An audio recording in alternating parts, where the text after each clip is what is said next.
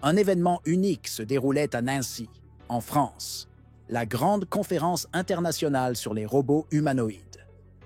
Des scientifiques, des ingénieurs et des entreprises de pointe du monde entier étaient de présents, prêts à dévoiler les dernières innovations en robotique. L'excitation était palpable dans l'air. Des robots incroyables étaient exposés, des machines capables de marcher, de courir, voire de résoudre des tâches complexes en équipe. Mais ce qui frappait le plus, c'était la sensation d'être à l'aube d'une nouvelle ère. Ces robots n'étaient plus de simples outils. Ils étaient des précurseurs d'un avenir où l'humanité allait interagir quotidiennement avec des machines dotées de capacités humaines. Cependant, une question persistait. Quel impact auront ces robots sur notre société? Leurs capacités semblaient infinies, mais les réponses sur leur utilisation restaient floues. Ce que l'on savait, c'était que cette révolution technologique allait transformer nos vies et que chaque démonstration était une étape vers un futur encore. Avant de continuer, n'oubliez pas de vous abonner à notre chaîne. Nous visons les 10 000 abonnés et votre soutien est essentiel pour y arriver. Un petit clic et vous ferez partie de cette aventure technologique incroyable. Merci.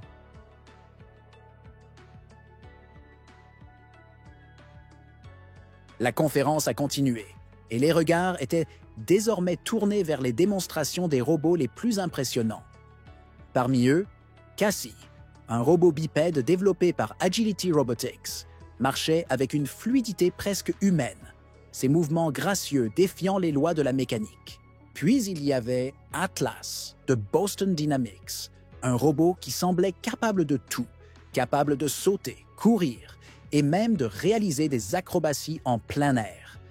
Ces robots n'étaient pas simplement des machines, mais des reflets de ce que l'humanité pouvait accomplir lorsqu'elle poussait ses limites. Cependant, derrière cette perfection mécanique se cachait une question dérangeante. Pourquoi avons-nous besoin de robots qui nous ressemblent de plus en plus? Quel rôle joueront-ils dans notre vie quotidienne? Alors que les scientifiques expliquaient les applications possibles de ces robots dans des domaines comme la médecine, l'éducation et l'industrie, une sensation étrange persistait.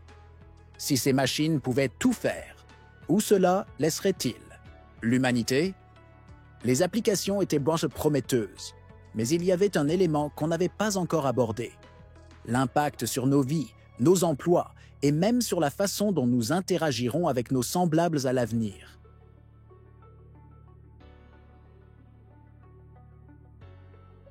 Au cœur de la conférence, un autre robot attirait l'attention. Optimus, développé par Tesla. Ce robot humanoïde faisait des progrès impressionnants, mais tout n'était pas aussi simple qu'il y paraissait. Dans une vidéo diffusée, Optimus attrapait une balle de tennis lancée à grande vitesse, un exploit qui semblait presque magique. Cependant, la réalité derrière cette démonstration était plus complexe. Milan Kovac, le chef de l'équipe de développement, expliqua que, bien que le robot semblait autonome, il était en réalité contrôlé à distance par un humain. L'armature d'Optimus avait évolué. Une nouvelle version du bras du robot offrait plus de liberté de mouvement, atteignant 22 degrés dans le poignet et 3 dans l'avant-bras. Mais malgré ces progrès, l'équipe de Tesla se battait toujours contre des défis techniques, comme améliorer la précision des contrôles et réduire le poids des bras. Le robot était en constante évolution. Mais cela ne suffisait pas à répondre à toutes les questions qui se posaient sur l'avenir de ces machines. Et si, malgré tous leurs progrès, ces robots ne pouvaient jamais atteindre le niveau d'autonomie et de conscience humaine que nous espérons? Et si leur développement soulevait plus de questions qu'il n'en résolvait?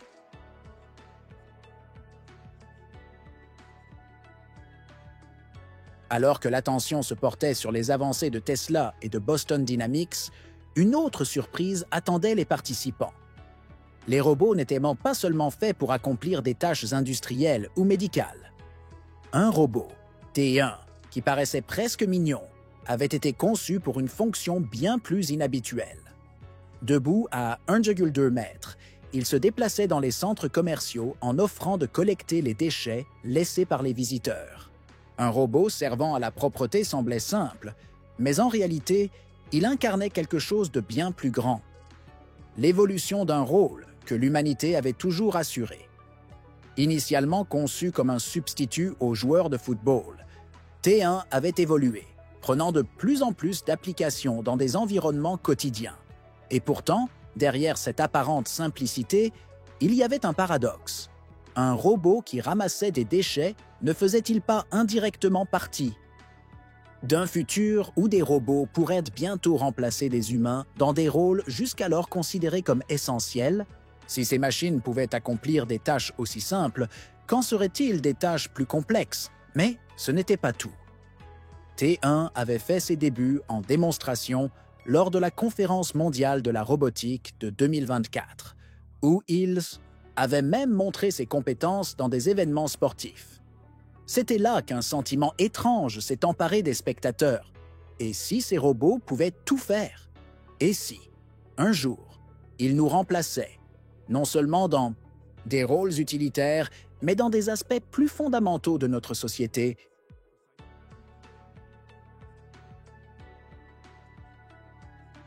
À la fin de la conférence, une question persistait dans l'air. Et maintenant, que faisons-nous de tout cela? Nous avions vu des robots accomplir des tâches que l'on pensait réservées à l'humanité. Mais en réalité, ce n'était que le début. Ces robots, aussi avancés soient-ils, avaient encore des limites.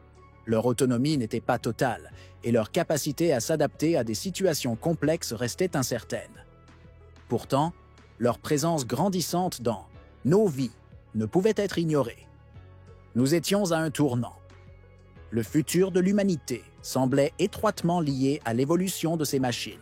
Elles pourraient améliorer nos vies de manière spectaculaire, aider les personnes âgées, rendre les villes plus efficaces et même soulager les travailleurs dans des environnements dangereux. Mais à quel prix? Quel rôle pour les humains? Dans ce monde où les robots semblent prendre de plus en plus de place, les questions éthiques, économiques et sociales restaient sans réponse. Mais une chose était claire, ces robots avaient un pouvoir énorme. Ils ne se contentaient pas de remplir des fonctions, ils redéfinissaient ce que cela signifie être humain. Leur avenir est incertain, mais il est inévitable. La conférence de Nancy n'était qu'une première étape, mais une chose était certaine. L'ère des robots humanoïdes ne faisait que commencer. Et cette nouvelle ère nous forcerait à repenser notre place dans le monde.